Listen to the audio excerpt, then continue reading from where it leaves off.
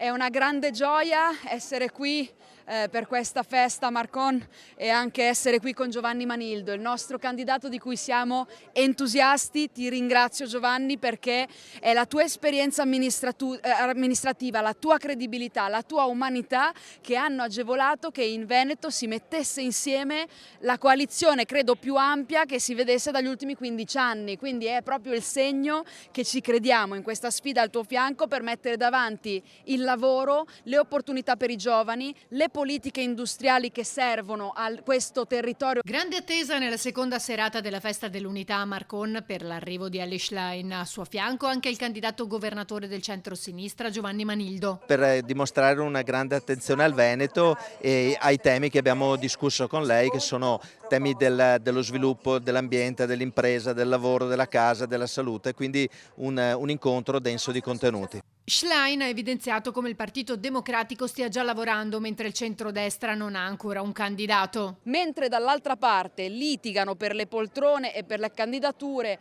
ed è incredibile, fatemi dire, che quando si chiude un ciclo importante come 15 anni di Zaia e prima 15 anni di Galan non abbiano preparato il dopo, cioè non si siano occupati di costruire il ricambio, l'innovazione, investire su una nuova classe dirigente.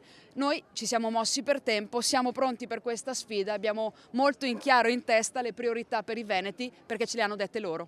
Presenti anche Matteo Bellomo, Andrea Martella e Alessandro Zan. È un momento di partecipazione, di carica, di voglia di fare e credo che possa essere un segnale di fiducia che dà fiducia a tutti quanti noi in vista delle prossime elezioni. Questo è anche un indice di serietà, no, di una coalizione di centrosinistra che vuole un riscatto, un momento di rivincita perché il Veneto è rimasto indietro in termini infrastrutturali, anche la sanità in Veneto è in una condizione di grande difficoltà, per cui serve un presidente della regione che sia in grado di affrontare le sfide che riguardano le cittadine e i cittadini veneti. Presente a sorpresa anche il sindaco di Marcon che ha spiegato. Un passaggio doveroso, è un evento importante per Marcon, sicuramente questa situazione crea socialità e soprattutto abbiamo dato un messaggio di apertura, di partecipazione, a prescindere dalle idee politiche noi siamo disponibili a far parlare tutti e anche la segretaria Schlein